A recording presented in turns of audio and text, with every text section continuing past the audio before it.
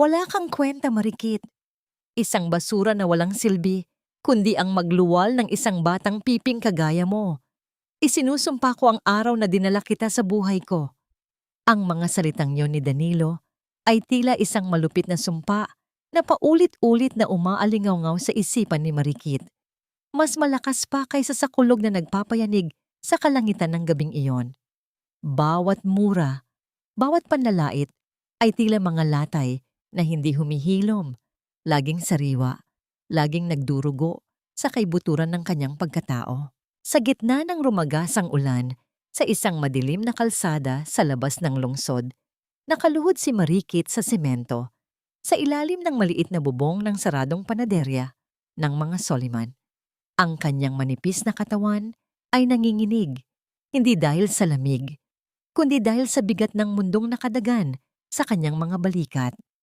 Gamit ang kanyang suot na lumang baro, pilit niyang binalot ang maliit at nanginginig na katawan ng kanyang anak na si Ligaya. Ang bata ay nag-aapoy sa lagnat. Ang mga mata ni Ligaya ay nakapikit ng mariin. Ang kanyang mga labi ay bahagyang nakabuka ngunit walang tunog na lumalabas. Isang piping paghingi ng saklolo na tanging ang puso lang ng isang ina ang makakarinig. Hinaplos ni Marikit ang pisngi ng anak. Ang kanyang mga daliri ay magaslaw dahil sa ilang taong paglalaba at pagbuburda, ngunit ang kanyang haplos ay kasing lambot ng seda. Anak, kaunti na lang. Huwag kang bibitaw, please. Nandito si Mama. Bulong ni Marikit sa gitna ng hikbi. Ang bawat patak ng ulan na tumatama sa kanyang balat ay tila mga karayom na tumutusok sa kanyang pag-asa. Wala siyang pera. Wala siyang matuluyan. Ang huling barya niya ay ninakaw pa ng sarili niyang asawa bago siya nito itapon sa kalsada na parang basurang walang halaga. Pakiramdam ni Marikit ay unti-unti na siyang naglalaho, nilalamon ng dilim at ng kawalang katiyakan. Ang kanyang mga binti ay tila wala ng pakiramdam. Ang kanyang paningin ay nagsisimulang lumabo, habang ang bawat paghinga ay nagiging isang pakikibaka. Sa gitna ng kanyang panalangin sa kadiliman, isang nakasisilaw na liwanag ang bumasag sa harang ng ulan. Isang marangyang sasakyan ang dahan-dahang huminto sa tapat ng panaderya. Ang tunog ng makina nito ay banayad, isang kabaligtaran sa bagsik ng bagyo sa paligid. Bumukas ang pinto ng sasakyan. Isang lalaki ang bumaba. Hawak ang isang malaking itim na payong. Suot niya ang isang mamahaling Amerikana na tila hindi tinatablan ng dumi ng paligid. Si Artemio. Ang kanyang mga mata ay malamig pa sa tubig ulan. Ang kanyang mukha ay tila inukit mula sa bato. Walang emosyon, walang bakas ng awa.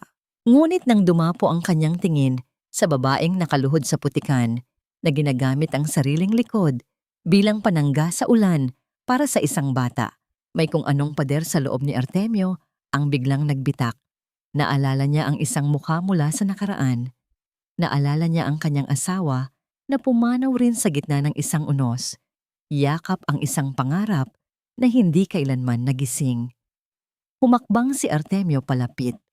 Ang bawat yapak niya sa basang semento ay tila nagdadala ng bigat ng kapangyarihan. Tumigil siya sa tapat ni Marikit. Nililiman sila ng kanyang malawak na payong. Sa unang pagkakataon, sa loob ng maraming oras, tumigil ang hagupit ng ulan sa likod ni Marikit. Tumingala si Marikit. Ang kanyang mukha ay basang-basa ng luha at ulan. Ang kanyang mga mata ay puno ng pagsusumamo at takot. Sir, ang anak ko po. Tulungan niyo po ang anak ko. Tumingin si Artemio sa bata. Nakita niya ang maliit na kamay ni Ligaya na mahigpit na nakakapit sa laylayan ng basang damit ng kanyang ina. Isang piping sakripisyo, isang dalisay na pag-ibig na matagal nang kinalimutan ni Artemio na umiiral sa mundong ito ng kasakiman. Tumayo ka! Ang tanging lumabas sa mga labi ni Artemio. Ang kanyang boses ay baritono, malalim, at may awtoridad na hindi matatanggihan. Hindi nakagalaw si Marikit. Sir, wala po akong pambayad. Kahit anong trabaho gagawin ko. Iligtas niyo lang po si Ligaya. Hindi sumagot si Artemio. Sa halip, ibinigay niya ang payong sa kanyang driver na agad namang sumunod at sa isang hindi inaasahang pagkilos, yumuko ang bilyonaryo. Binuhat niya ang nanginginig na bata mula sa bisig ni Marikit. Maingat ang kanyang pagkakahawak, tila ba hawak niya ang isang babasaging kristal. Sundan mo ako sa loob ng sasakyan kung gusto mong mabuhay ang anak mo. Malamig ngunit may diin niyang utos bago tumalikod. Nanginig ang buong katawan ni Marikit habang pilit na tumatayo. Ang kanyang mga tuhod ay tila gawa sa papel, ngunit ang pag-asa para sa kanyang anak ang nagbigay sa kanya ng lakas. Pumasok siya sa loob ng sasakyan, kung saan ang amoy ng mamahaling balat at bango ng sandalwood ay bumalot sa kanyang naninigas na pandama. Habang umaandar ang sasakyan palayo sa madilim na kalsada, nakatingin lang si Marikit sa kanyang anak na ngayon ay nakahiga sa tabi ni Artemio. Ang lalaking ito ay isang estranghero, isang panganib, o marahil ay isang milagro. Ngunit sa ilalim ng liwanag ng dashboard, nakita ni Marikit ang sarili niyang refleksyon sa bintana. Isang babaeng wasak, nawalan ng lahat, at ngayon ay nakatali ang kapalaran sa isang lalaking ang puso ay kasing tigas ng diamante. Hanggang kailan kaya tatagal ang init ng panandaliang pagkalingang ito bago siya muling lamunin ng mas malupit na bagyong dala ng katotohanan? Ang unang sinag ng araw na tumama sa bintana ng higanting mansyon ng mga Soliman ay hindi nagdala ng katahimikan para kay Marikit. Sa halip, dala nito ang isang mabigat na pakiramdam ng pagkailang. Ang bawat kagamitan sa loob ng silid na ibinigay sa kanila, mula sa malambot na kama hanggang sa mapuputing kurtina, ay tila sumisigaw na hindi siya nabibilang dito. Para siyang isang mantsa sa gitna ng isang malinis at mamahaling tela. Dahan-dahang bumangon si Marikit. Tinitiyak na hindi magigising si Ligaya na mahimbing pang natutulog dahil sa epekto ng gamot. Hinaplos niya ang noo ng anak. Wala na ang nag-aapoy na lagnat, tanging malamig na pawis na lang ang natira. Isang buntong hininga ng pasasalamat ang kumawala sa kanyang dibdib. Dahil hindi mapakali sa katahimikan, lumabas si Marikit at hinanap ang kusina. Ang mansyon ay tila isang maze ng marmol at ginto. Ngunit ang kanyang mga paa ay dinala siya sa amoy ng kape at malinis na espasyo. Doon, natagpuan niya ang isang malawak na kusina na kumpleto sa lahat ng kagamitan, ngunit walang bakas ng init ng isang tahanan. Sa kagustuhang makatulong at bilang pasasalamat, nagsimulang kumilos si Marikit. Kumuha siya ng ilang butil ng bawang, sinangag ang natirang kanin mula kagabi, at nagprito ng tuyo na nakita niya sa isang sulok ng paminggalan, isang pagkaing laging nagpapaalala sa kanya ng kanyang simpleng buhay bago pa man dumating ang mga unos. Ang samyo ng bawang at ang maalat na amoy ng tuyo ay unti-unting kumalat sa malawak na pasilyo ng mansyon. Ito ay isang amoy na matagal nang hindi nararamdaman sa loob ng bahay na yon. Isang amoy ng buhay, ng pagsisikap at ng pag-ibig. Sa kabilang dako, pababa na ng hagdan si Artemio nang maabot ng kanyang pang-amoy ang kakaibang halimuyak mula sa kusina. Huminto siya sandali. Ang kanyang puso ay tila nakaramdam ng isang pamilyar na kurot. Naalala niya ang kanyang namayapang asawa noong mga panahong hindi pa sila nababalot ng yaman at kapangyarihan, noong ang kaligayahan ay matatagpuan pa sa isang simpleng hapagkainan. Pumasok si Artemio sa kusina at nakita si Marikit na nakatalikod, abala sa paghahanda ng pagkain. Ang buhok nito ay maayos na nakatali, at kahit suot ang isang lumang duster, may angking ganda ang kanyang bawat galaw. Ang bango yata ng niluluto mo. Ang baritono at malamig na boses ni Artemio ang bumasag sa katahimikan. Halos mapatalon si Marikit sa gulat. Agad siyang humarap at yumuko ng bahagya. Pasensya na po, Senyor Artemio. Nag-aalmusal lang po kami ng anak ko. Naisipan ko na rin pong ipaghanda kayo bilang pasasalamat. Hindi sumagot si Artemio. Lumapit siya sa hapag at tiningnan ang pagkaing nakahain. Sinangag, itlog at tuyo. Kumuha siya ng kutsara at tinikman ito. Ang bawat subo ay tila nagdadala ng init sa kanyang malamig na sikmura. Sa loob ng maraming taon, ngayon lang muli, siya nakatikim ng pagkaing may kaluluwa. Ngunit ang katahimikang iyon ay biglang binuwag ng tunog ng mararahas na hakbang ng mga sapatos na may mataas na takong. Pumasok si Celestina, ang hipag ni Artemio, nabalot ng mamahaling sutla at naggagandahang alahas. Ang kanyang muka ay puno ng kolorete, ngunit ang kanyang mga mata ay matalas pa sa kutsilyo. Diyos mio, Kuya Artemio, ano itong amoy na ito? Parang amoy palengke ang buong mansyon. Sabi ni Celestina habang tinatakpan ng kanyang ilong ng isang panyong may pabango. Tumingin siya kay Marikit nang may halong pandidiri. Sino ang nagbigay ng permiso sa babaeng ito na gamitin ang kusina mo at tuyo? Talaga bang pakakainin mo kami ng basura, iha? Yumuko ng malalim si Marikit. Ang kanyang mga daliri ay mahigpit na nakakapit sa kanyang apron. Pasensya na po, Senyora Celestina. Akala ko po ay... Huwag mong tawaging senyora ang sarili mo sa harap ko. Putol ni Celestina sa isang matamis, ngunit nakatutuwang tono na tila lason sa pandinig. Kuya, alam mo namang ang mga taong galing sa lansangan ay may dalang mga mikrobyo at sakit. Hindi tayo sigurado kung malinis ba ang pagkakagawa niyan. Baka pati ang batang pipi ay may kung anong sakit na maidulot sa atin dito. Kumuyuyom ang kamao ni Artemio sa ilalim ng mesa. Tiningnan niya si Celestina ng seryoso. Celestina, siya ang nagligtas sa almusal ko ngayong umaga. At ang batang iyon ay hindi sakit. Siya ay isang panauhin. Nagulat si Celestina sa pagtatanggol ni Artemio, ngunit agad itong napalitan ng isang pekeng ngiti. Oh, syempre naman kuya. Alam ko namang napakabuti ng puso mo. Nag-aalala lang ako sa reputasyon ng mga Soliman.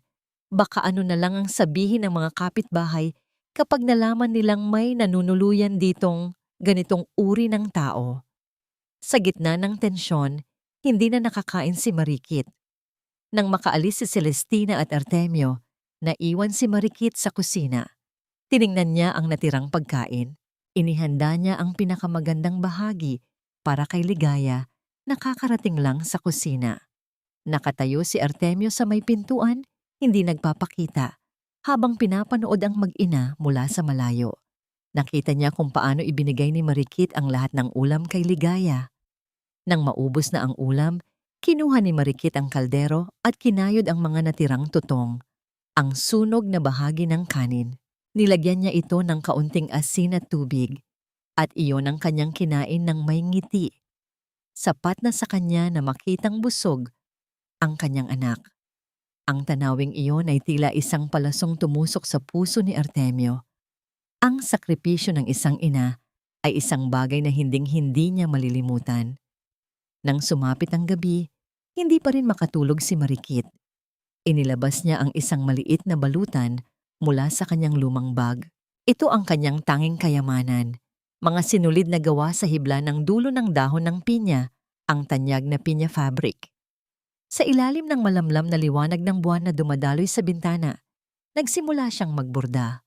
Ang kanyang mga kamay ay mabilis na gumagalaw, bumubuo ng mga pino at masalimuot na disenyo na tila mga pakpak ng anghel. Ngunit dahil sa pagod at dilim, isang pagkakamali ang nangyari. Bumaon ang matalas na karayom sa dulo ng kanyang daliri. Isang patak ng pulang dugo ang lumabas at tumulo sa puting tela. Ah, mahinang ungol ni Marikit. Bakit gising ka pa? Napapaigtad si Marikit nang makita si Artemio na nakatayo sa may bintana. Tila kanina pa siya pinapanood. Lumapit ang lalaki at kinuha ang kamay ni Marikit. Nakita niya ang sugat at ang dugo. Nang walang pasabi, kinuha ni Artemio ang kanyang sariling panyo. Isang panyong may burda ng kanyang pangalan. At dahan-dahang pinunasan ang sugat ni Marikit. Ang init ng mga kamay ni Artemio ay tila gumapang sa buong katawan ni Marikit. Ang kanilang mga mata ay nagtagpo sa gitna ng katahimikan ng gabi. Isang saglit na tila tumigil ang mundo kung saan walang bilyonaryo at walang labandera, dalawang kaluluwa lang na parehong may sugat na pilit na itinatago. Ngunit sa dilim ng pasilyo, isang pares ng mga mata ang nakamasid. Hawak ni Celestina ang kanyang cellphone at sa isang mabilis na pagpindot, nakuha niya ang isang litrato ng kanilang malapit na sandali. Isang ngiting mapanira ang gumuhit sa kanyang mga labi. "Magsaya ka muna sa ngayon, Marikit," bulong ni Celestina sa dilim. "Dahil sisiguraduhin kong ang bawat sinulid na hinahabi mo ay magiging lubid na sasakal sa leeg mo." Ang hapdi ng sugat sa daliri ni Marikit ay tila isang babala. Isang babalang hindi niya pinansin dahil sa panandaliang init na naramdaman mula sa lalaking pilit niyang iniiwasang mahalin. "Huwag mong hahawakan ang telang iyan nang wala akong pahintulot, Marikit. Baka madumihan ng mga kamay mong sanay sa uling ang pinakamahalagang alaala ng pamilyang ito." Ang boses ni Celestina ay tila isang hagupit ng latigo habang nakatayo siya sa pintuan ng silid-aklatan. Mabilis na binawi ni Marikit ang kanyang kamay mula sa isang nakakwadrong barong Tagalog na nakasabit sa dingding. Ang tela ay gawa sa pinakamahal na hibla ng dulo ng dahon ng pinya at ang borda nito ay kasing pino ng sapot ng gagamba. Isang disenyo na tila humihinga sa ilalim ng liwanag. "Pasensya na po, senyora. Pinupunasan ko lang po ang salamin," mahinang tugon ni Marikit. Ang kanyang paningin ay nananatiling nakapako sa mga tahi ng tela. Hindi alam ni Celestina, ngunit ang bawat hibla ng barong na iyon ay kilala ng mga daliri ni Marikit. Alam niya kung saan nagsisimula ang simit ng bawat talulot ng bulaklak at kung paano itinago ang isang maliit na buhol sa likod ng dahon, isang lihim na pirma ng tunay na nagborda nito. 10 taon na ang nakalilipas. Ang obrang ito ang naging mitya ng kanyang pagbagsak nang nakawin ito ni Celestina at palabasin na si Marikit ang nagnakaw ng disenyo mula sa kanya. Ang babaeng nasa harap niya ngayon ang kumuha ng kanyang karera, ng kanyang dangal at ng kanyang kinabukasan. Pumasok si Artemio sa silid, bit-bit ang ilang mga papeles. Huminto siya at tiningnan ang barong. Pagkatapos ay tumingin kay Marikit. "Iyan ang paboritong suot ng aking ama, Marikit." Sinasabi ni Celestina na siya ang nagpuyat para mabuo ang disenyong yan bilang regalo. Isang mapait na ngiti ang pilit na iginuhit ni Marikit sa kanyang mga labi habang nakatingin kay Celestina na ngayon ay nagkukunwaring nag-aayos ng kanyang buhok ng may pagmamalaki. Gustong sumigaw ni Marikit, gustong sabihin ang katotohanan, ngunit ang utang na loob niya kay Artemio para sa buhay ni Ligaya ay tila isang busal sa kanyang bibig. Sa labas ng mansyon, sa ilalim ng init ng araw, naglalaro si Ligaya sa malawak na damuhan. Ang bata ay tahimik na bumubuo ng mga figura mula sa mga tuyong dahon. Ngunit sa likod ng malalagong halaman sa bakod, isang anino ang kanina pa nakamasid. Isang lalaking may madungis na anyo. Ang mga mata ay puno ng pagnanasa at galit. Mabilis na ibinato ng lalaki ang isang gusot na papel sa paanan ni Ligaya bago ito naglaho sa dilim ng mga puno. Pinulot ng bata ang papel at binuksan ito. Isang lumang litrato. Ang kanyang ina na may mga pasa sa mukha. Yakap ang isang lalaking nanlilisik ang mga mata, si Danilo. Sa isang sulok ng madilim na eskinita, malayo sa karangyaan ng mansyon, nagtatagpo ang dalawang mundo ng kasamaan. Iniabot ni Celestina ang isang makapal na sobre kay Danilo. Ang tunog ng perang papel na nagkikiskisan ay tila musika sa pandinig ng halimaw. "Gawin mo ang lahat para makuha ang atensyon ni Artemio, Danilo."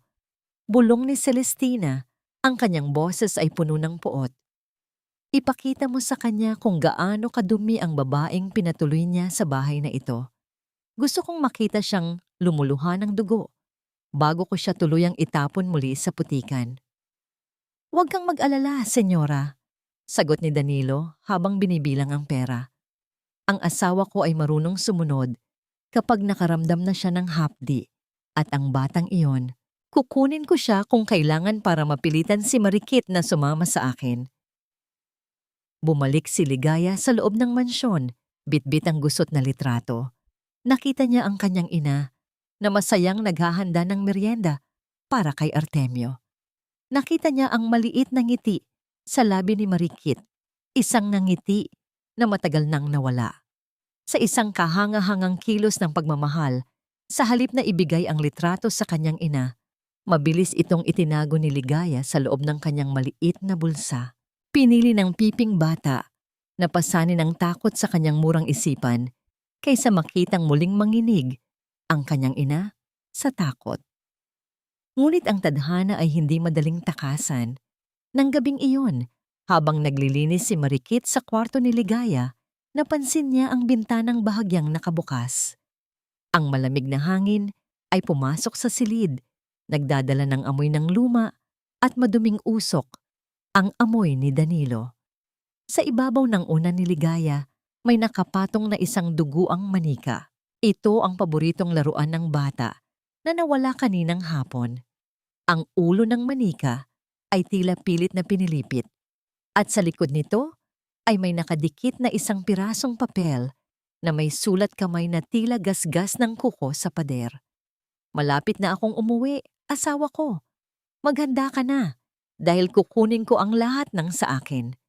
Nabitawan ni Marikit ang dala niyang basahan. Ang kanyang paningin ay nagdilim. Ang kanyang hininga ay naging mabilis at mababaw. Ang bawat sulok ng mansyon na tila naging ligtas na kanlungan ay biglang naging isang kulungan ng mga multo mula sa nakaraan. Ang hapdi ng nakaraan ay muling nagbalik. Mas matalim, mas malupit at mas nakamamatay. Sino ang kanyang paniniwalaan? Ang bilyonaryong nagsimula nang magbukas ng kanyang puso o ang halimaw na sumusumpang sisirain ang lahat ng kanyang mahal? Model alas 6:55 ng gabi. Thinking Thoughts. Expand to view model thoughts. Chevron_right. Kabanata 5. Ang lason sa utak ni Artemio. Ibigay mo na ang pera, Marikit. Huwag kang magkunwaring malinis dahil alam nating pareho na malaki ang nahuhuthot mo sa bilyonaryong yan. Ang boses ni Danilo ay tila kalansing ng kalawang sa gitna ng katahimikan ng madilim na hardin. Sa ilalim ng malalaking puno ng nara, nakatayo si Marikit, nanginginig ang mga kamay habang mahigpit na hawak ang isang maliit na supot ng pera. Ang bawat sentimong naroon ay galing sa kanyang pinag-ipunan. Mga baryang itinabi niya para sana sa kinabukasan ni Ligaya, mga perang pinagpaguran niya sa ilalim ng init ng araw at puyat ng gabi. Inabot ni Marikit ang pera kay Danilo, ang kanyang mga mata ay puno ng pagkamuhi at takot. Ayan na ang hinihingi mo, Danilo. Kunin mo na yan at lumayo ka na sa amin. Huwag mo nang gambalain ang anak ko. Parang awa mo na.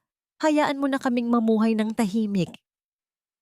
Sa itaas ng balkonahe ng mansyon, nakatayo si Artemio sa dilim. Ang kanyang mga kamay ay mahigpit na nakahawak sa rehas, sapat na para mamuti ang kanyang mga buko-buko.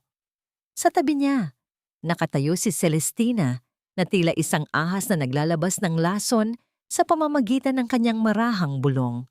Nakikita mo ba yan, kuya? Sinasabi ko na sa'yo, hindi mo kilala ang babaeng pinatuloy mo. Ani Celestina, ang kanyang boses ay puno ng kunwaring pait. Ginamit niya ang awa mo, ginamit niya ang pagiging piping ng anak niya para makuha ang tiwala mo. Pero sa gabi, ang pera mo ay napupunta lang sa lalaking iyan. Siguro ay magkasabwat sila mula pa noong simula. Pinagplanuhan nila ang lahat para pagnakawan ka. Ang bawat salita ni Celestina ay tila mga patak ng asido sa puso ni Artemio. Ang mga alaala ng magagandang almusal, ang pag-aalaga ni Marikit, at ang init ng kanyang mga kamay nang gamutin niya ang sugat nito. Lahat ay tila naglalaho at napapalitan ng isang madilim na katotohanan. Pakiramdam ni Artemio ay muli siyang pinagtataksilan, muli siyang niloloko, ng isang taong pinagbuksan niya ng kanyang nag-iisang pintuan ng tiwala. Bumaba si Artemio mula sa balkonahe. Ang kanyang mga hakbang sa damuhan ay tila pagyanig ng lupa bago ang isang malakas na lindol. Nang makita ni Marikit ang anino ni Artemio na papalapit, ang kanyang puso ay tila tumigil sa pagtibok. Ang supot ng pera na hawak ni Danilo ay nalaglag sa putikan. Nagkalat ang mga barya na tila mga luha ng nakaraan. Artemio, hindi ito ang iniisip mo. Nanginig ang boses ni Marikit. Ang kanyang lalamunan ay nanunuyo sa takot. Tumigil si Artemio sa harap niya. Ang kanyang mga mata, na dati ay nagsisimula nang magpakita ng lambot, ngayon ay kasing lamig na ng yelo. Hindi niya tiningnan ang mga barya sa lupa. Tiningnan niya ang mukha ni Marikit nang may halong pandidiri at hinagpis. Kaya pala napakagaling mong magluto. Kaya pala napakagaling mong maglinis. Dahil mas magaling kang magpanggap. Ang boses ni Artemio ay mababa ngunit puno ng puot. Ginamit mo ang anak mo para makuha ang loob ko? Ginamit mo ang pagiging gago ko para huthutan ako ng pera? Hindi, Artemio. Ang perang yan ay sa akin. Inipon ko yan para hindi na kami guluhin ni Danilo. Pagsusumamo ni Marikit, ang kanyang mga kamay ay pilit na humahawak sa braso ni Artemio, ngunit marahas itong iwinaksi ng lalaki. Lumapit si Celestina mula sa likuran. Hawak ang isang sobre ng mga litratong kinuha niya sa malayo na nagpapakita ng mga tagpo ni na Marikit at Danilo na mukhang magkasabwat. Huwag ka nang magsinungaling, Marikit. Alam namin ang lahat. Alam naming ginagamit mo lang ang mansyong ito bilang taguan ninyong dalawa ng kasabwat mo. Tumingin si Artemio kay Marikit, isang tingin na tila naghihiwa sa kaluluwa ng babae. Akala ko, ikaw ang magiging sagot sa katahimikan ng bahay na ito, pero isa ka lang palang mantsa na mas malala pa sa inaakala ko. Ang mundo ni Marikit ay tila gumuho. Ang bawat sakripisyo niya, ang bawat gabing puyat niya sa pagbuburda para makatulong, at ang bawat panalangin niya para sa kaligtasan ni Ligaya, lahat ay naging abo sa harap ng galit ni Artemio. Wala siyang makitang kahit anong bakas ng lalaking nagpayong sa kanya sa gitna ng bagyo. Ang tanging nasa harap niya ngayon ay isang hukom na handang bitayin ang kanyang dangal ng walang kaukulang paglilitis. Sa gitna ng putikan at ng nagkakalat na mga barya, naiwan si Marikit na nakatayo, mag-isa at wasak. Ang lamig ng gabi ay hindi maikukumpara sa lamig na nararamdaman niya mula sa lalaking minahal niya ng tahimik. Paano mo ipaglalaban ang katotohanan kung ang tanging taong nais mong maniwala sa'yo ay siya ring taong nagbaon sa'yo sa maling hinala? Hindi ko kailangan ng basura sa bahay ko. Umalis ka na bago ko patawagin ang mga pulis para kaladkarin kayong dalawa ng kasabwat mo. Ang boses ni Artemio ay hindi na tila kulog, kundi isang malamig na talim na dahan-dahang hinihiwa ang huling hibla ng dignidad ni Marikit. Sa gitna ng malawak na sala ng mansyon, ang mga salitang iyon ay umaling-aungaw, bumasag sa lahat ng pangarap na lihim na hinabi ni Marikit sa loob ng ilang linggong pamamalagi roon. Hindi nakagalaw si Marikit habang pinapanood ang marahas na pagbagsak ng kanyang mga lumang damit sa sahig. Ang bawat piraso ng tela ay tila isang bahagi ng kanyang pagkatao na muling tinatapak-tapakan. Sa tabi niya, si Liligaya ay nakakapit ng mahigpit sa kanyang binti. Ang mga mata ng bata ay puno ng takot at kalituhan. Ang kanyang maliit na katawan ay muling nanginig, hindi dahil sa lagnat, kundi dahil sa tensyong bumabalot sa paligid. Lumamlam ang paningin ni Marikit nang makita niya si Celestina na nakatayo sa likuran ni Artemio, may hawak na ilang piraso ng perang papel. Lumapit ang babae nang may pekeng lungkot sa mukha. Ang kanyang boses ay puno ng mapanuyang awa. Eto Marikit, kunin mo na ito para may pamasahe kayo pauwi sa probinsya. Ayaw naman naming mamatay kayo sa gutom sa kalsada, kahit na ninakawan mo kami ng tiwala, sabi ni Celestina habang pilit na isinasabat ang pera sa kamay ni Marikit. Iwinaksi ni Marikit ang kamay ni Celestina. Ang pera ay nagkalat sa sahig, humahalo sa alikabok ng kanyang sapatos. Tumingin siya nang diretso sa mga mata ni Artemio. Wala siyang nakitang kahit anong bakas ng lalaking nag-abot ng kamay sa kanya nung gabing binuhat nito ang kanyang anak. Ang tanging naroon ay isang bilyonaryong nilamon ng sariling trauma at mga bulong ng ahas. Maaaring mahirap ako, Senyor Artemio, at maaaring wala akong boses sa harap ng yaman niyo. Ang boses ni Marikit ay mahinahon, ngunit may diin na nagpatahimik sa buong silid. Pero hindi ko kailanman ibebenta ang dangal ko para sa awa niyo. Ang perang iyan ay para sa mga taong ang kaluluwa ay may presyo. Ang sa akin ay hindi.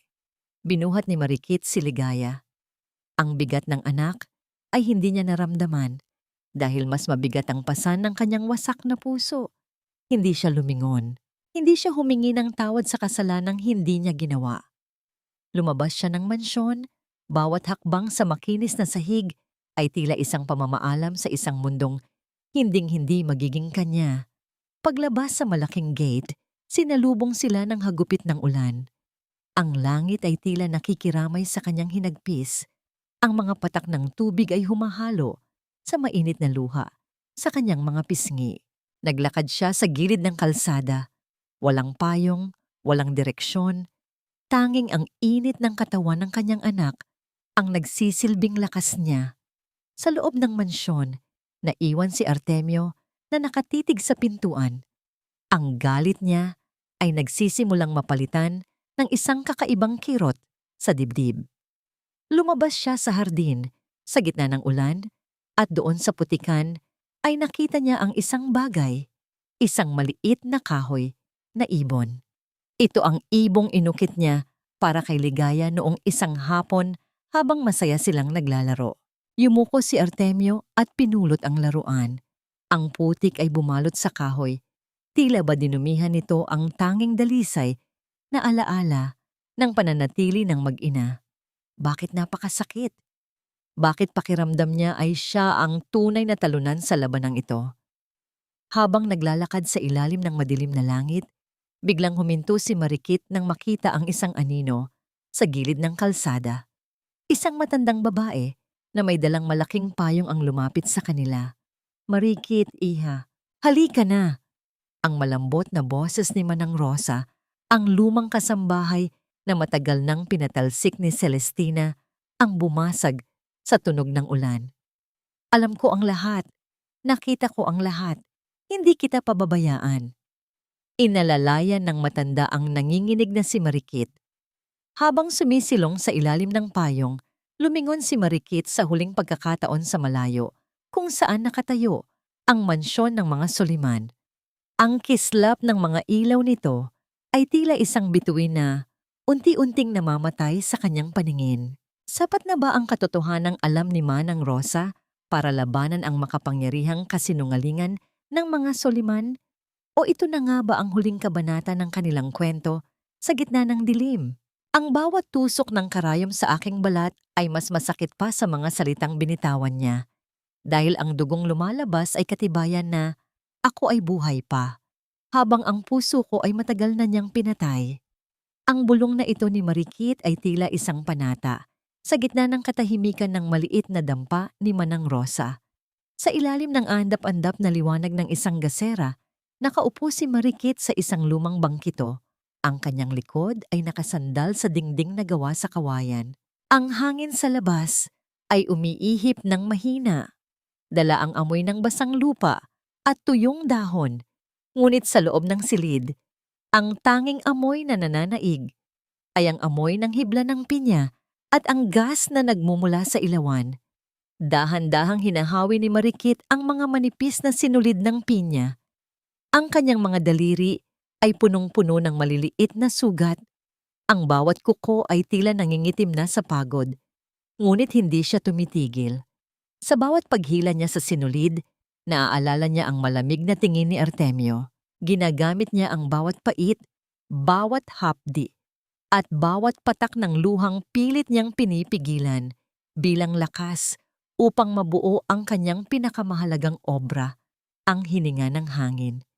Huwag mong masyadong pagurin ang sarili mo, iha. Wika ni Manang Rosa habang inilalapag ang isang basong mainit na tubig sa tabi niya. Alam kong masakit ang mawala ng tiwala mula sa taong pinagbuksan mo ng puso, pero tandaan mo, ang ginto ay kailangang dumaan sa apoy bago ito kuminang. Tumingin si Marikit sa matanda. Ang kanyang mga mata ay tila dalawang lawa ng pait at determinasyon. Hindi na ito tungkol sa kanya, Manang. Tungkol na ito sa amin ni Ligaya. Hindi ko hahayaang lumaki ang anak ko na ang tanging pamana ko sa kanya ay ang kahihiyang ibinato sa akin ng mga Soliman. Ipapakita ko sa kanila na ang isang hamak na labandera ay kayang dumaan sa butas ng karayom para lang maibalik ang kanyang dangal. Habang abala si Marikit sa kanyang pagbangon, ang mansyon ng mga Soliman ay tila naging isang malawak na libingan. Ang bawat sulok nito ay tahimik. Ang hangin ay tila nawalan ng tamis. Nakaupo si Artemio sa harap ng kanyang hapagkainan. Tinititigan ang mamahaling pagkaing inihanda ng mga bagong kusinero.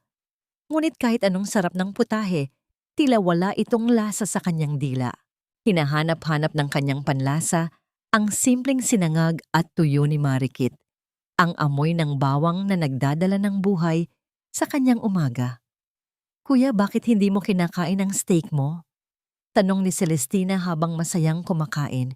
Ang kanyang mga brilyante sa leeg ay kumikinang sa ilalim ng chandelier. Huwag mo nang isipin ang babaeng yun. Mas maganda ang buhay natin ngayon. Wala nang magnanakaw sa paligid. At nga pala, handa na ang aking disenyo para sa 50th anniversary gala. Siguradong hihimatayin ang mga bisita sa ganda ng telang ipapakita ko. Hindi sumagot si Artemio. Ang kanyang paningin ay nakapako sa bakanting upuan sa tabi niya, kung saan minsan niyang nakitang nakaupo si Ligaya habang masayang kumakain. Ang kawalan ng mag-ina ay tila isang malaking butas sa kanyang dibdib na pilit niyang tinatakpan ng kanyang yaman, ngunit lalo lamang itong lumalaki. Sa dampa ni Manang Rosa, natapos din ni Marikit ang huling bahagi ng kanyang boda. Ang disenyo ay isang obra maestra ng mga ulap at hangin na tila gumagalaw sa ibabaw ng tela. Isang patak ng dugo mula sa kanyang daliri, ang dahan-dahang pumatak sa isang maliit na talulot ng bulaklak sa tela, nagbigay dito ng kulay na tila totoong buhay. Ito na yon, Manang, bulong ni Marikit. Ang kanyang boses ay nanginginig sa halo-halong pagod at tagumpay. Ito ang katotohanang ninakaw nila sa akin 10 taon na ang nakalilipas, at ito rin ang magiging katotohanang wawasak sa kanila. Tumayo si Marikit at lumapit sa salamin. Isinuot niya ang isang lumang Filipiniana na muling nireporma ni Manang Rosa. Ang kanyang tindig ay hindi na tila isang katulong na humihingi ng awa, kundi isang reynang handang bawiin ang kanyang trono. Tiningnan niya si Ligaya na himbing na natutulog at isang matapang na ngiti ang gumuhit sa kanyang mga labi. Ang gabi ng gala ay papalapit na.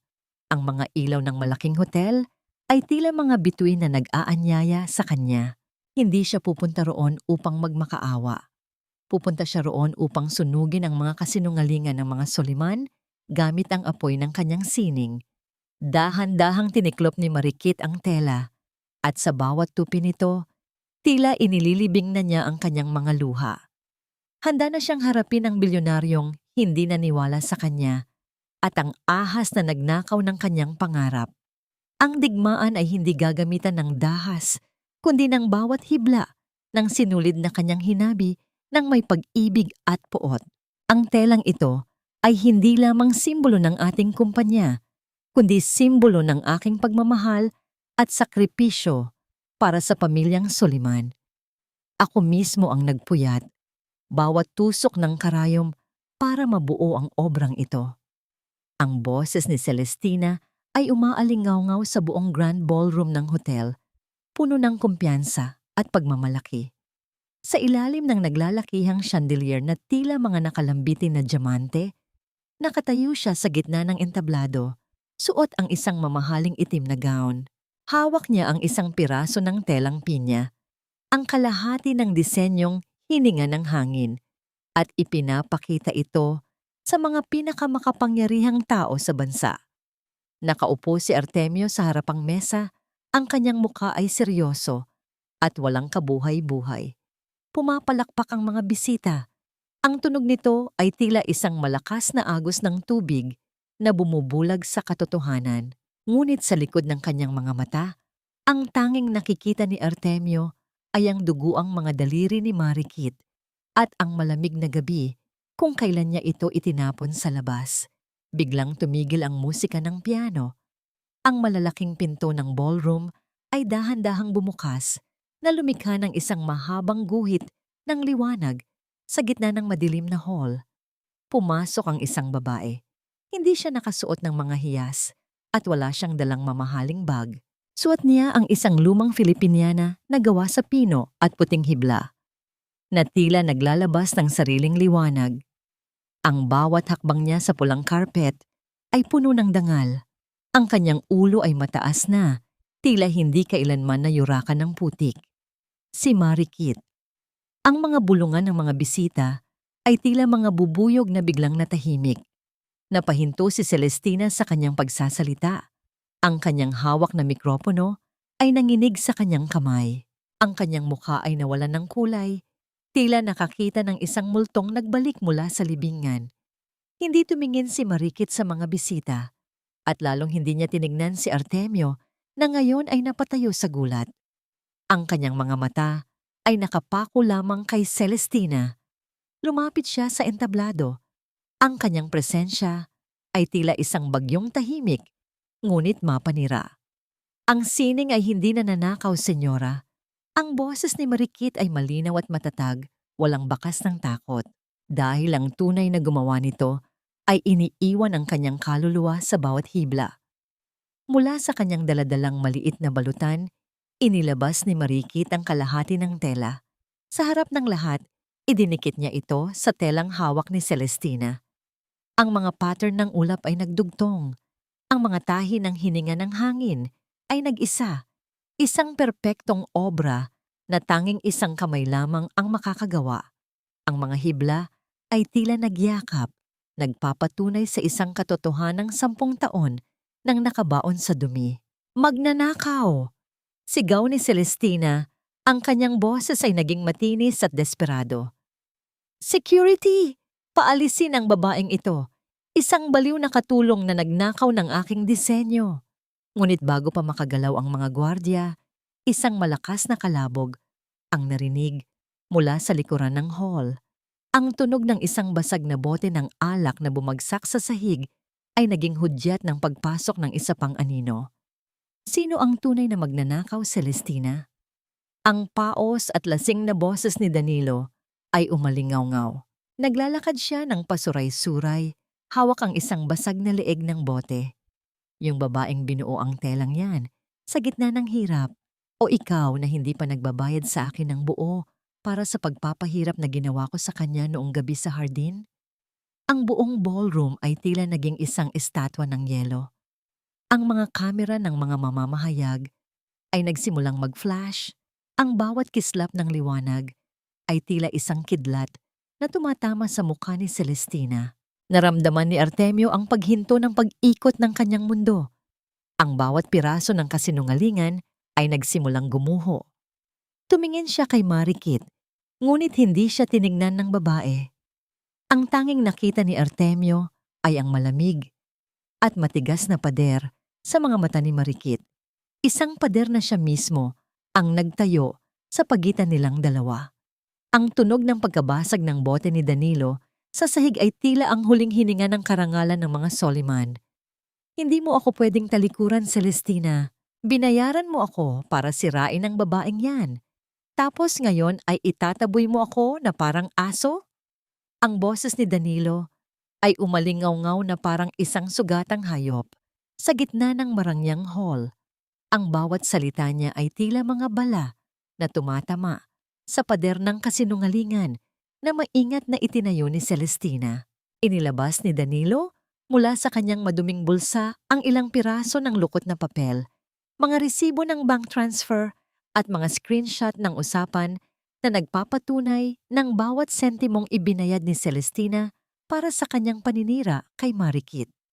Ang mga kislap ng kamera ng mga mamamahayag ay tila mga kidlat na bumubulag sa katatagan ni Celestina. Ang kanyang katawan ay nanginginig sa pagkapahiya. Ang kanyang mga mata ay pabalik-balik sa mga bisita at kay Artemio na tila isang pusang na corner sa dilim. Sinungaling ka! Hindi kita kilala! Tili ni Celestina. Ang kanyang boses ay naging matinis at desperado. Gawa-gawa lang ang lahat ng yan. Gusto niyo lang akong pabagsakin. Ngunit bago pa siya makagawa ng panibagong alibay, dahan-dahang pumasok si Manang Rosa sa gitna ng hall. Hawak niya ang isang lumang sketchpad na may mga punit na pahina. Hindi lang ito basta kwento, Celestina. Wika ng matanda, ang kanyang boses ay puno ng kapangyarihan ng katotohanan. Natagpuan ko ang mga sketchpad na ito sa basurahan mo 10 taon na ang nakalilipas. Dito nakaguhit ang bawat disenyo na inangkin mo, mga disenyong may lagda ng pangalan ni Marikit sa bawat sulok. Naramdaman ni Artemio ang paghinto ng pintig ng kanyang puso. Ang bawat piraso ng ebidensya ay tila isang malakas na sampal na gumigising sa kanya mula sa isang mahabang panaginip. Tumingin siya kay Marikit at sa unang pagkakataon, hindi ang dumi ng putik ang nakita niya, kundi ang mga sugat sa dulo ng kanyang mga daliri, mga peklat ng pagpapakasakit na hinding-hindi magagawa ng isang magnanakaw. Ang bawat tahi sa telang nasa entablado ay tila sumisigaw ng kanyang pangalan, humihingi ng katarungan sa lalaking hindi naniwala sa kanya. Marikit! Bulong ni Artemio, ang kanyang boses ay nanginginig sa pagsisisi. Patawarin mo ako. Hindi siya tinignan ni Marikit. Ang kanyang paningin ay nanatiling nakapako kay Celestina na ngayon ay tila nawalan na ng katuwiran. Sa sobrang galit at takot, sumugod si Celestina kay Marikit. Ang kanyang kamay ay nakataas upang magpakawala ng isang marahas na sampal. Ngunit bago pa dumapo ang palad nito, mabilis na nahawakan ni Marikit ang braso ni Celestina sa gitna ng hangin. Ang hawak ni Marikit ay mahigpit, matatag, at puno ng lakas ng isang inang sapat na ang tiniis na pang-aapi. Ibinaba niya ang kamay ni Celestina nang may diin na tila ba ipinaparamdam niya na tapos na ang panahon ng kanyang pananahimik. Ang bawat patak ng luha ko ay naging sinulid na nagtahi ng katotohanan ito. Celestina, malamig na sabi ni Marikit, hindi mo na ako kailanman masasaktan muli. Sa kabilang dako, nang maramdaman ni Danilo na wala na siyang takas at muli siyang mabubulok sa kulungan, ang kanyang desperasyon ay naging panganib. Kinuha niya ang basag na leeg ng bote na kanina pa niya hawak at tumingin sa paligid para sa isang pagkakataon na makatakas. Ang kanyang mga mata ay nanlilisik. Ang pawis ay tumutulo sa kanyang noo habang ang mga gwardiya ay unti-unti siyang kinokorner. Nang makita ni Artemio ang panganib, agad siyang humakbang pasulong upang protektahan si Marikit. Ngunit sa halip na magtago sa likod ng bilyonaryo, mabilis na humarap si Marikit patungo sa kinaroroonan ni Ligaya na kanina pa tahimik na nakatayo sa isang sulok. Niyakap niya ang kanyang anak, ginamit ang sariling katawan bilang panangga, hindi para sa sarili niya, kundi para sa kaligtasan ng batang tanging dahilan ng kanyang paghinga. Ang katahimikan sa loob ng ballroom ay tila naging isang mabigat na ulap bago ang pagputok ng isang unos. Ang bawat hininga ay pigil. Ang bawat mata ay nakasubaybay sa bawat galaw ni Danilo. Biglang sumigaw si Danilo, isang tunog na puno ng baliw na galit, at sa halip na sumugod sa mga gwardya, mabilis siyang bumaling patungo sa maliit at walang kalaban-labang si Ligaya. Sama ka sa akin sa impyerno, bata. Ang takbo ni Danilo ay mabilis. Ang basag na bote ay nakatutok ng diretso sa direksyon ng bata.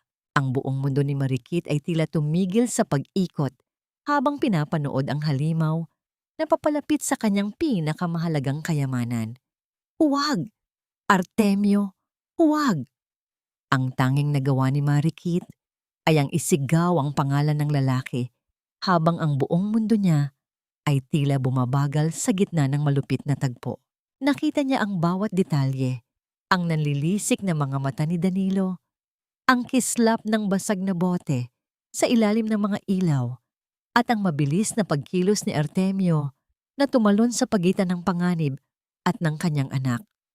Ang tunog ng pagbaon ng matulis na bubog sa laman ay hindi narinig, ngunit ang marahas na pagbuga ng hangin mula sa baga ni Artemio ay sapat na upang malaman ang pinsalang tinamo nito. Ang katawan ng bilyonaryo ay tila naging isang matibay na pader. Tinanggap ang saksak sa kanyang tagiliran na dapat ay para sa maliit na siligaya. Ang dugo ay agad na bumulwak, mabilis na kumalat sa puting polo ni Artemio na tila isang pulang bulaklak na biglang bumuka sa gitna ng niyebe. Bumagsak si Artemio sa sahig. Ang kanyang mga tuhod ay unang tumama sa semento bago ang kanyang buong katawan ay sumubsob. Sa isang iglap, ang mga gwardiya ay sumaklot kay Danilo. Pilit itong idinapa sa sahig, habang ang lalaki ay patuloy na nagwawala at sumisigaw ng mga sumpa. Si Celestina naman ay napaatras hanggang sa dulo ng entablado. Ang kanyang mukha ay puno ng panginginig, habang ang mga pulis ay nagsisimulang palibutan siya.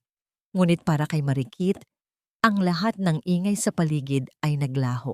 Ang tanging nakikita niya ay ang duguang katawan ni Artemio at ang kanyang anak na si Ligaya na nakatayo sa tabi nito.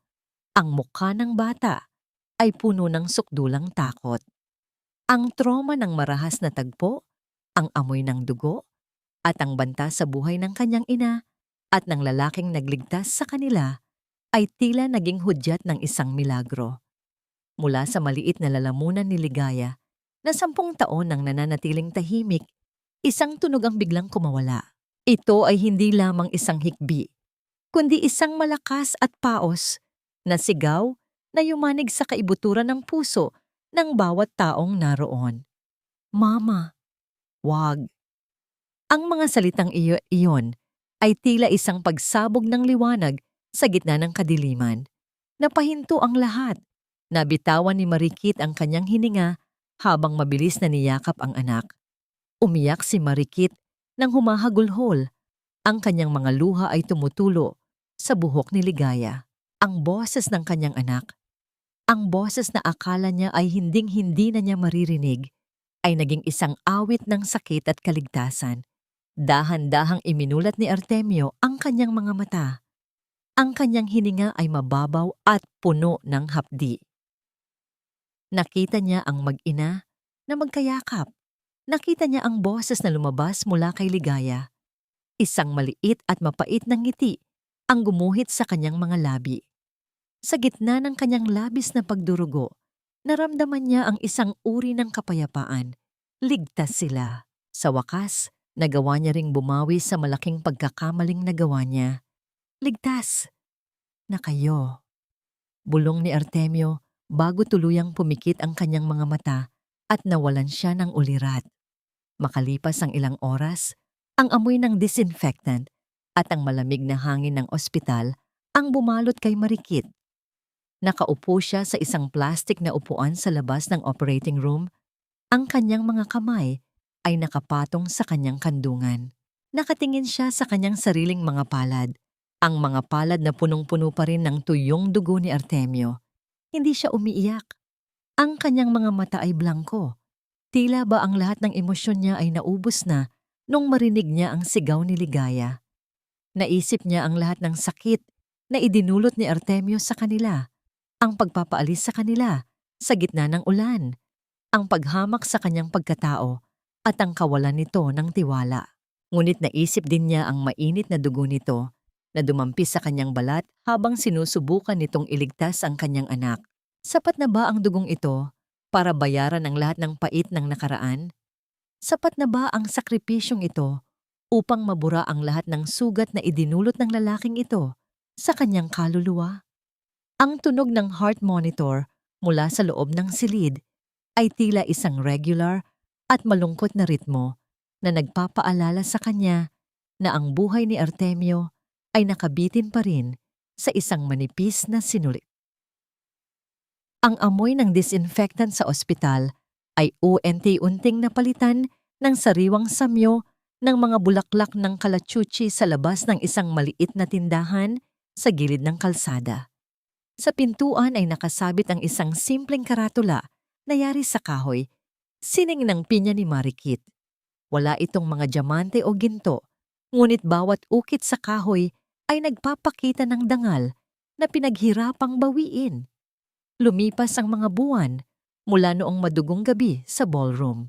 Ang katarungan ay mabilis na gumulong na parang isang malaking bato na dumurol sa mga kasinungalingan ng mga Soliman. Si Celestina ay nasa loob na ng malamig na rehas ng kulungan. Ang kanyang mga mamahaling hiyas ay napalitan ng unipormeng kulay dalandan at ang kanyang tinig na dati ay puno ng pang-aalipusta ay nauwi sa mga piping iyak sa gabi habang binubunot ang sariling buhok sa gitna ng pagkabaliw. Si Danilo naman ay muling ibinalik sa bilangguan kung saan ang kanyang mga bisyo ay hindi na kailanman makakaabot sa mag-inang sinubukan niyang sirain. Nakaligtas si Artemio sa operasyon, ngunit ang lalaking lumabas ng ospital ay hindi na ang bilyonaryong kasing tigas ng bato. Ang kanyang kumpanya ay ipinagkatiwala niya sa isang board of directors upang ituon ang kanyang bawat hininga sa isang layunin, ang paghingi ng tawad. Tinanggihan ni Marikit ang bawat tseke, bawat alok na bahay at bawat mamahaling regalo na ipinadala ni Artemio. Para kay Marikit, ang sugat sa kanyang puso ay hindi matatahi ng pera, kundi ng panahon at tunay na pagsisisi. Araw-araw, nang walang paltos, isang itim na sasakyan ang humihinto malayo sa tindahan ni Marikit. Bababa si Artemio, hindi bilang isang amo, kundi bilang isang taong naghahanap ng ligaw na kaluluwa. Tatayo siya sa tapat ng tindahan, nakatingin lang sa bintana kung saan makikita si Marikit na abala sa pagbuburda at si Ligaya na masayang nag-aaral magsalita. Hindi siya pumapasok. Alam niyang wala siyang karapatang sumabagal sa kapayapaang pinaghirapang buuin ng babae. Isang hapon, ang kalangitan ay biglang nagdilim. Ang mga ulap ay mabilis na nag-ipon ng bigat, hanggang sa ang ulan ay bumuhos ng malakas, tila ba nais nitong linisin muli ang mundo mula sa mga alaala ng nakaraan. Ang mga patak ng tubig ay tumatama sa bubong na yari sa yero, lumilikha ng isang maingay ngunit pamilyar na himig. Nakatayo lang si Artemio sa labas. Wala siyang dalang payong. Ang kanyang mamahaling polo ay agad na nabasa, dumikit sa kanyang katawan, at ang tubig ay dumadaloy sa kanyang mukha na tila mga luhang hindi niya maipakita. Tinitiis niya ang lamig, tinitiis niya ang panginginig ng kanyang mga kalamnan, dahil ang lamig na ito ay wala pa sa kalingkingan ng lamig na ipinaranas niya kay Marikit nung gabing itinapon niya ito sa kalsada. Mula sa loob ng tindahan, nakatingin si Marikit sa bintana. Ang kanyang mga kamay na may hawak na karayom ay huminto sa paggalaw. Nakikita niya ang anino ng lalaki sa gitna ng malakas na ulan. Isang hari na naging pulubi sa harap ng pintuan ng kanyang puso. Bawat patak ng ulan na tumatama kay Artemio ay tila tumatama rin sa konsensya ni Marikit. Mama, basang-basa na po si Tito Artemio. Ang malinaw ngunit dahan-dahang pagsasalita ni Ligaya ang bumasag sa katahimikan ni Marikit. Huminga ng malalim si Marikit. Kumuha siya ng isang maliit na payong at iniabot ito sa kanyang anak. Ibigay mo ito sa kanya, Ligaya. Sabihin mo, huwag siyang magkakasakit dahil marami pa siyang kailangang gawin para bumawi. Tumakbo ang bata palabas. Ang kanyang maliliit na paa ay lumilikha ng mga tilamsik ng tubig sa putikan. Nang makita ni Artemio ang bata na papalapit at itinataas ang payong para sa kanya, ang kanyang mga tuhod ay tila nanghina. Lumuhod siya sa harap ni Ligaya sa gitna ng ulan, kinuha ang payong at niyakap ang bata ng mahigpit. Sabi ni Mama, baka magkasakit ka daw po. Ulit ni Ligaya habang ginagamit din ang kanyang mga kamay para mag-sign language, isang paraan upang masiguradong naiintindihan siya ng lalaki. Dahan-dahang lumabas si Marikit mula sa tindahan. Tumayo siya sa ilalim ng maliit na silong, ang kanyang mga mata ay nagtagpo sa mga mata ni Artemio. Ang ulan sa pagitan nila ay tila isang kurtina ng nakaraan na unti-unting nahahawi. Pagod na akong tumakbo, Artemio.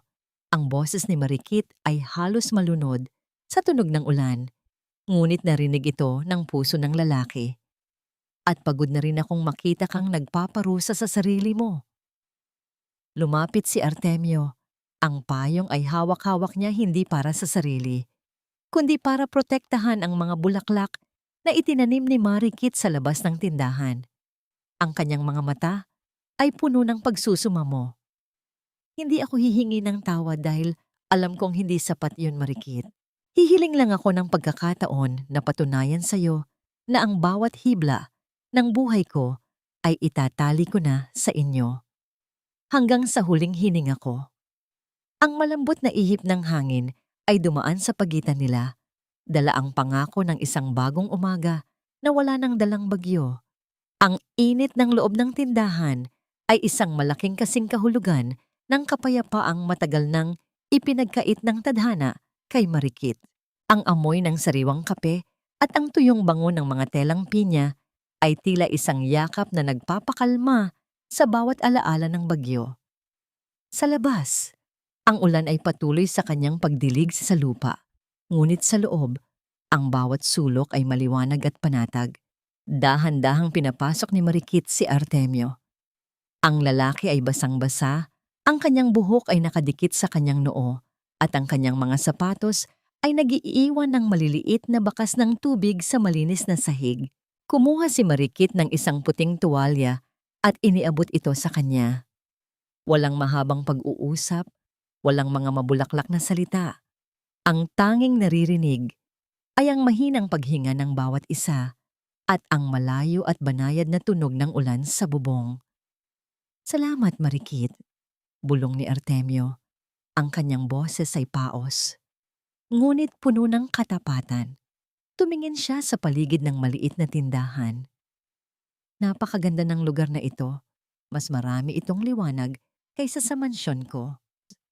Dahil ang liwanag dito ay hindi galing sa kuryente, Artemio. Sagot ni Marikit habang nagpapatuloy sa kanyang pagbuburda. Galing ito sa pag-asang kinuha niyo sa amin noon na dahan-dahan kong binuong muli. Lumapit si Artemio at naupo sa isang maliit na bangkito sa tabi ni Marikit. Inilabas niya ang isang dokumento mula sa kanyang bulsa na nakabalot sa plastik para hindi mabasa. Inilapag niya ito sa lamesa. Isang kontrata ito na nagpapatunay na itinalaga na niya ang pamamahala ng kanyang kumpanya sa isang mapagkakatiwalaang board. Inilipat din niya ang malaking bahagi ng kanyang yaman sa isang foundation para sa mga batang may kapansanan sa pandinig. Hindi ko na kailangan ang lahat ng iyon kung ang kapalit ay ang pagkawala ninyo, sabi ni Artemio. Pagkatapos, tumingin siya kay Ligaya na nakaupo sa sahig at naglalaro. Gumalaw ang mga kamay ni Artemio. Maingat, dahan-dahan, ngunit tama ang bawat kumpas. Ginamit niya ang sign language upang sabihin sa bata, "Patawarin mo ako. Mahal ko kayo ni Mama." Napatigil si Marikit. Ang kanyang puso ay tila naging isang marupok na tela na biglang hinaplos ng mainit na kamay. Ang makita ang isang makapangyarihang lalaki na nag-aral ng wika ng kanyang anak para lang maabot ang puso nito ay isang sakripisyong hindi niya inaasahan. Marunong ka na? Mahinang tanong ni Marikit. Ang kanyang mga mata ay nagsisimula nang mangilid ang luha. Araw-araw akong nag-aaral, Marikit, dahil gusto kong marinig ang bawat piping salita ni Ligaya at gusto kong malaman mo na handa akong makinig sa iyo habang buhay. Tugon ni Artemio. Sinubukan ni Artemio na tulungan si Marikit sa pag-aayos ng mga sinulid, ngunit dahil hindi siya sanay, Mabilis na bumaon ang dulo ng karayom sa kanyang daliri. Isang maliit na ungol ng sakit ang lumabas sa kanyang mga labi. Agad na hinawakan ni Marikit ang kamay ni Artemio. Ang posisyon nila ay huling-huli sa alaala ng kanilang ikalawang gabi sa mansyon. Ngunit ngayon, wala nang takot sa mga mata ni Marikit. Wala nang Celestina na nakamasid sa dilim. Marahan niyang pinunasan ang maliit na patak ng dugo sa daliri ni Artemio gamit ang kanyang sariling panyo. Ang balat nila ay naglapat at ang init ng bawat isa ay tila isang gamot na naghihilom sa mga lumang sugat. Hindi bumitiw si Artemio. Hinawakan niya ang kamay ni Marikit ng mas mahigpit ngunit may pag-iingat. Dahan-dahang isinandal ni Marikit ang kanyang ulo sa balikat ni Artemio. Ang bawat paghinga nila ay naging isa. Ang amoy ng sandalwood mula sa lalaki at ang amoy ng kape mula sa babae ay naghalo sa gitna ng katahimikan. Sa sandaling iyon, ang lahat ng pait, lahat ng pagpapalayas at lahat ng kasinungalingan ay tila tuluyan ng natunaw sa init ng kanilang paglalapit. Ang pag-ibig ay hindi na isang bawal na bunga, kundi isang bagong disenyo na sabay nilang hahabiin. Isang telang gawa sa matibay na sinulid ng katotohanan at pagtitiwala. Ang ulan sa labas ay unti-unti nang tumitila at ang mga unang sinag ng buwan ay nagsisimula ng sumilip sa pagitan ng mga ulap. Sa loob ng maliit na tindahan, dalawang kaluluwa ang nakahanap ng kanilang tunay na tahanan sa piling ng isa't isa. Ang sikat ng araw sa madaling araw na yon ay tila mas banayad, na tila ba ang langit mismo ay nakangiti sa dambana ng maliit na simbahan sa probinsya. Walang mga naglalakihang plaka ng ginto, walang mga mamahaling palamuti na gawa sa plastik, at walang mga peking ngiti mula sa mga taong ang tanging hangad ay kapangyarihan. Ang hangin ay amoy sariwang damo at sampagwita. Isang halimuyak na nagdadala ng kapayapaan sa bawat pusong naroon. Sa harap ng salamin, tinitingnan ni Marikit ang kanyang sarili.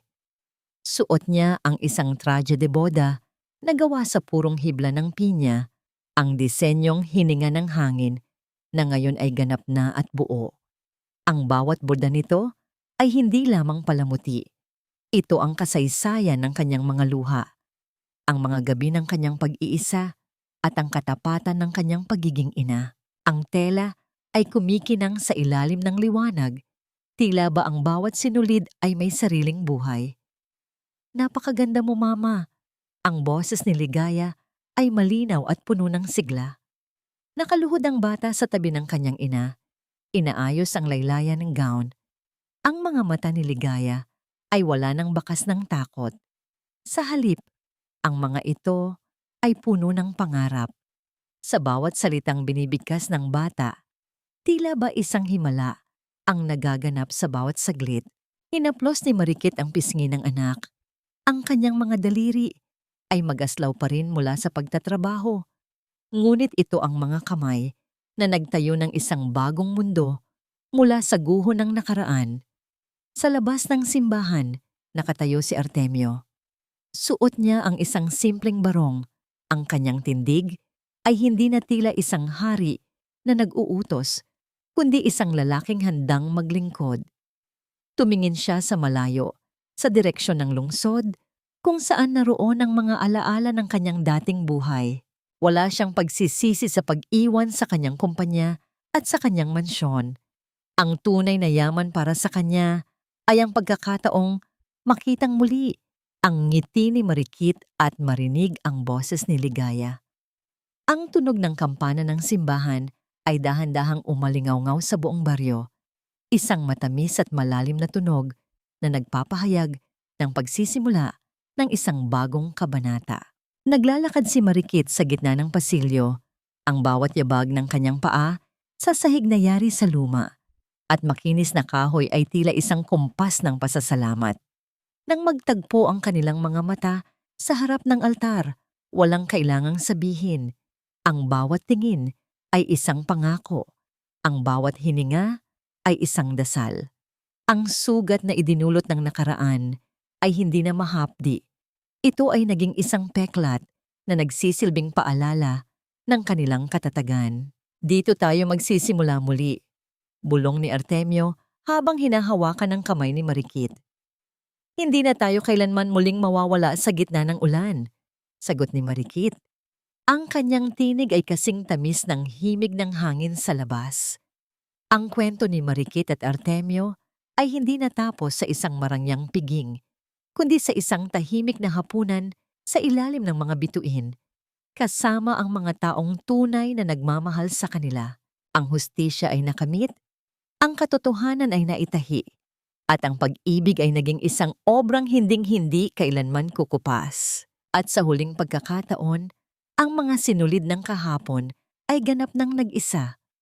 Bumubuo ng isang larawan ng kapayapaang hindi na muling mababasag ng anumang unos. Ang bawat tahi ay naging saksi na ang pag-ibig.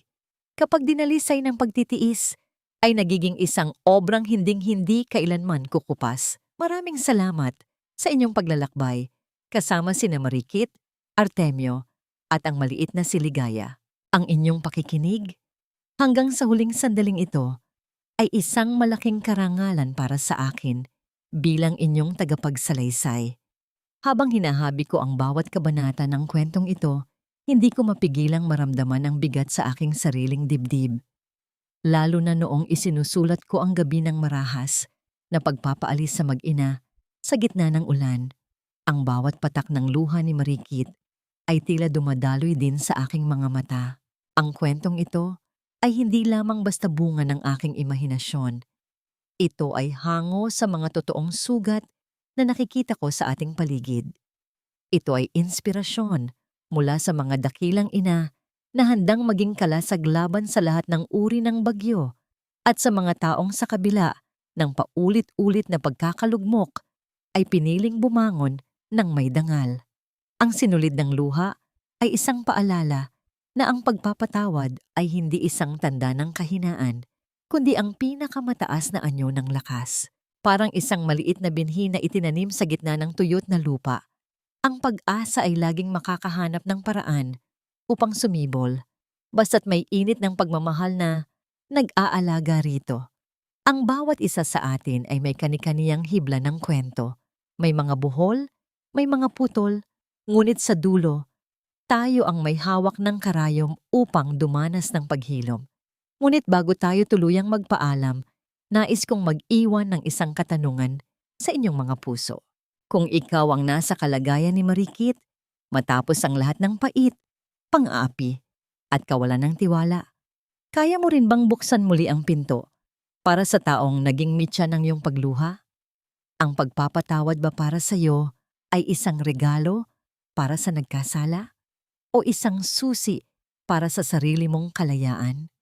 Sana ay nag-iwan ang kwentong ito ng isang maliit na liwanag sa inyong mga puso, tulad ng isang ilawan sa gitna ng madilim na gabi. Kung naantig ang inyong mga damdamin, inaanyayahan ko kayong ibahagi ang inyong mga saloobin sa aming comment section. Huwag niyo ring kalimutang i-like at i-share ang kwentong ito sa inyong mga kaibigan at mahal sa buhay. Ang inyong suporta ang nagsisilbing lakas namin upang patuloy na maghabi ng mga kwentong magbibigay ng inspirasyon at pag-asa. Hanggang sa muli nating pagkikita sa susunod na kabanata ng Buhay at Sining. Manatiling may pag-asa at laging tandaan na ang bawat gabi, gaano man kadilim, ay palaging may kasunod na umaga. Maraming salamat muli at pagpalain kayo ng may kapal.